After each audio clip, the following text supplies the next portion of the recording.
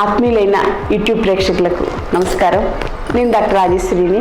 ఇవాళ వీడియోలో మనం మాట్లాడుకోబోయే టాపిక్ సోరియాసిస్ రావడానికి ముఖ్యమైనటువంటి కారణాలు ఏంటి, వాటితోటి మీరు సోరియాసిస్ని సివియారిటీ ఎంత సివియర్గా మీకు అటాక్ రావడానికి అవకాశం ఉందనేది మీకు మీరే అనలైజ్ చేసుకునేలాగా ఒక స్పెషల్ కాన్సెప్ట్ చేస్తున్నాం. జనరల్గా సోరియాసిస్ వ్యాధి అంటే ఏంటంటే అందరూ కూడా జస్ట్ ఏవో టిప్స్ చెప్తే సరిపోతుంది, ఆ టిప్స్ వాడుకుంటే సరిపోతుంది, టిప్స్ ఏం చెప్పరా అని చెప్పేసి అడుగుతూ ఉంటారు. కానీ చాలామంది ఈ మధ్య కాలంలో ఆయుర్వేదం అంటే ఏంటి అనేది డీటెయిల్గా చూస్తున్నారు.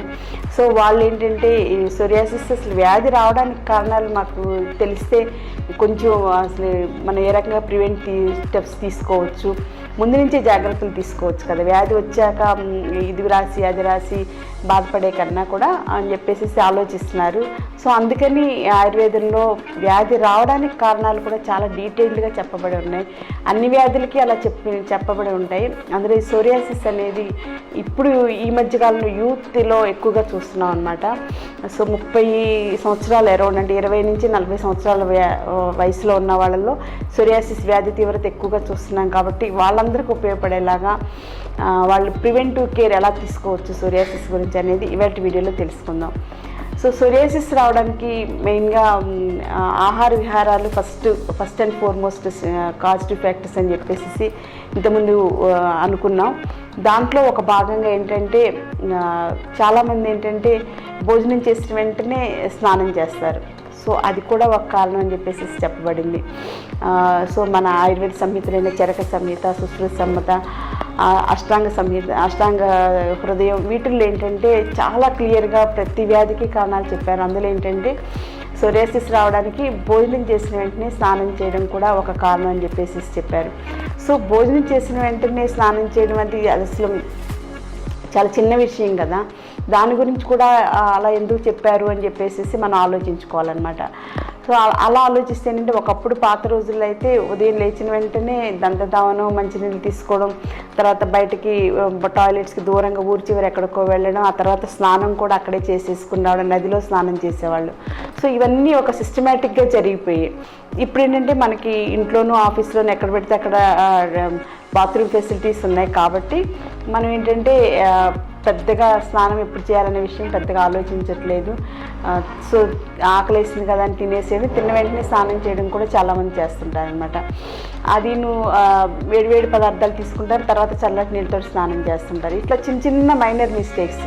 సో వీటి వలన కూడా మీకు తీసుకున్నటువంటి ఆహారం సరిగ్గా డైజెస్ట్ అవ్వక అవి వ్యాధి రూపంలో తర్వాత కన్వర్ట్ అయ్యి వ్యాధిని సోరియాసిస్ లాంటి వ్యాధులు కలగడానికి కూడా అవకాశం ఉందన్నమాట. So one of the major ప్రాబ్లమ్స్లో మనం చేసేటువంటి మిస్టేక్స్లో స్నానం చేయడానికి ముందుగానే భోంచేసి జస్ట్ భోజనం అయిన వెంటనే చేతులు తడిగా ఉండగానే స్నానం చేయడం అనేది చాలా ఫండమెంటల్ మిస్టేక్ అనమాట ఆయుర్వేదిక్ కాన్సెప్ట్స్తో చూస్తే.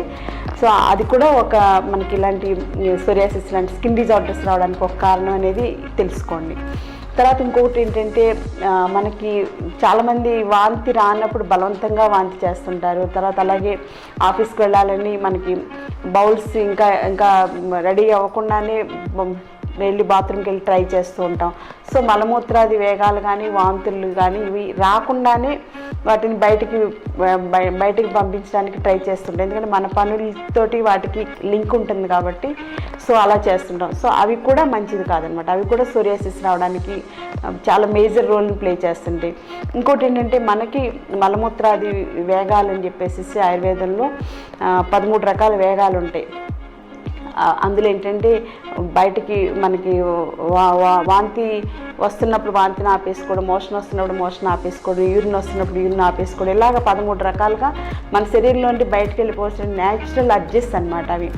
సో అవి వాటిని ఆపేస్తూ ఉంటాయి. ఎందుకంటే మన పనులు మన ఆఫీస్లో ఉన్న వాతావరణం వల్ల లేకపోతే చుట్టూ ఉన్న పరిస్థితులను బట్టి కుదరదు. కాబట్టి అలా ఆపేసుకోవడం అనేది చాలామంది అలా అలవాటైపోయి ప్రొఫెషనల్గా బిజీగా ఉండేవాళ్ళు అవన్నీ న్యాచురల్గా శరీరంలో కలిగే మార్పులను పట్టించుకోకుండా పనుల మీదకి డీవియేట్ అయి ఉంటారు కాబట్టి న్యాచురల్ అడ్జస్ట్ని ఆపేస్తుంటారు. అంటే మలమూత్రాది వేగాలని 13 రకాల వేగాలు ఉంటాయి అన్నమాట శరీరంలో. అవి న్యాచురల్గా అవి ఇన్వాలంటరీగా వచ్చేటువంటి స్పీడ్ యాక్షన్స్ అన్నమాట. సో వాటిని మనం ఆపేసుకోవడం వల్ల కూడా సోరియాసిస్ వస్తుందని చెప్పేసి చెప్పబడింది. సో ఇప్పుడు నేను చెప్పిన ఈ 3 ఫ్యాక్టర్స్లో ఈ మామూలుగా సోరియాసిస్ ఉన్న పేషెంట్స్ వాళ్ళు అవన్నీ ఎంతవరకు సీరియస్గా ఇప్పటివరకు జరుగుతుంది అనేది ఎవరికి వాళ్ళకి తెలుస్తుంది. సో అవి దాన్ని బట్టి మీకు వ్యాధి సివియారిటీ ఏంటనేది మీకే తెలుస్తుంది అన్నమాట.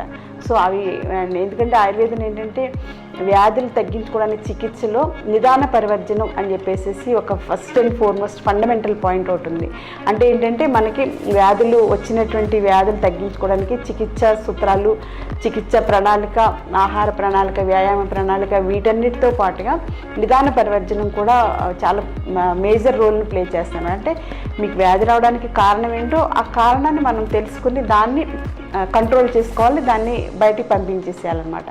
సో దాన్ని ఆపుకోవడం వలన మనకి డెఫినెట్గా చాలా మంచి రిజల్ట్స్ వస్తాయి. సపోజ్ మనకి వ్యాధి రావడానికి ఎక్కువగా వ్యాయామం చేయడం వలన కూడా కొన్ని రకాల వ్యాధులు వస్తాయి. సో ఎగ్జాంపుల్ అనమాట ఇది.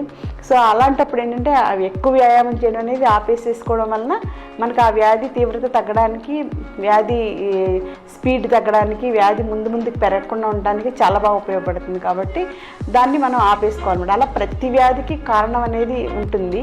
సో ఆ కారణాలు ఏంటో మనం తెలుసుకుంటే మనకి కొంతవరకు మనం ఉపశమనం మనకు మనమే ప్రాక్టీస్ చేసుకోవచ్చు. అలాగే మనకి వ్యాధి ఎంత సివియర్గా ఉంది అనేది మనకు తెలుస్తుంది. ఆల్రెడీ మనకి వ్యాధి రాకుండా మనం ఇవన్నీ ఆచరిస్తూ ఉంటే కనుక మనం ఇవన్నీ చేయడం వల్ల నాకు ముందు సోరియాసిస్ రావచ్చు అనేటువంటి ఆలోచన వస్తే కనుక తప్పనిసరిగా మీ జీవన విధానాన్ని, మీ లైఫ్ స్టైల్ని మార్చుకుంటారు. కాబట్టి ఈ ముందు నుంచి కూడా ఇవన్నీ తెలుసుకోవడం అనేది మంచిది అనే ఉద్దేశంతో ఈ సోరియాసిస్ గురించి స్టార్ట్ చేసాం అనమాట. సో సోరియాసిస్ వ్యాధి రావడానికి మామూలుగా బయట ఏ డాక్టర్ దగ్గరికి వెళ్ళినా సరే కారణాలు ఎందుకు వస్తుంది డాక్టర్ నాకు ఈ ప్రాబ్లం అంటే ఏముంది చెప్పలేము, దేనికి కారణం లేదని చెప్పేసి చెప్తుంటారు. సో ఏ వ్యాధికి కారణం లేదనే అనుకుంటారు అనమాట. కానీ ఆయుర్వేద వైద్య విధానంలో అలా కాదు, ప్రతి వ్యాధికి కారణం ఉంది. మీరు అధిక బరువుతో ఉంటే దానికి కారణం ఉంది, సన్నగా ఉంటే దానికి కారణం ఉంటుంది, డయాబెటీస్ వస్తే డయాబెటీస్కి కారణం ఉంది. సో ప్రతి వ్యాధికి కారణాలు ఉన్నాయి కాబట్టి అవన్నీ కూడా తెలుసుకుని మనమే మన లైఫ్ స్టైల్లో అవన్నీ కరెక్షన్స్ చేసుకుంటే డెఫినెట్గా మీకు వ్యాధి తీవ్రత నుంచి బయటపడవచ్చు, వ్యాధిని త్వరగా తగ్గించుకోవచ్చు, వ్యాధి రాకుండా జాగ్రత్త పడవచ్చు.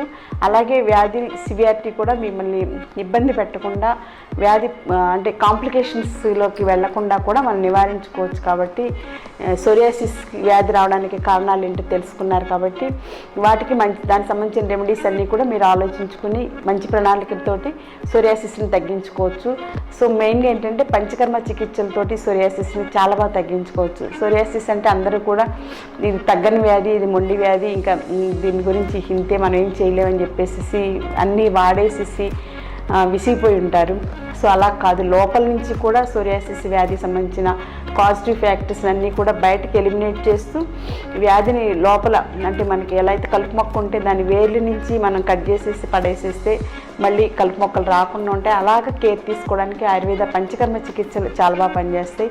దాంతోపాటుగా యోగాసనాలు, ప్రాణాయామ ప్రాక్టీస్ చేసుకుంటూ మంచి సాత్విక ఆహారం, మంచి జీవన విధానం, మంచి ఆలోచన విధానం ప్రాక్టీస్ చేసుకుంటే డెఫినెట్గా మీరు సోరియాసిస్ని అధిగమించవచ్చు, అందరిలా ఆరోగ్యంగా ఉండొచ్చు. మరో మంచి వీడియోలో మళ్ళీ కలుసుకుందాం. Until then take care. Thank you.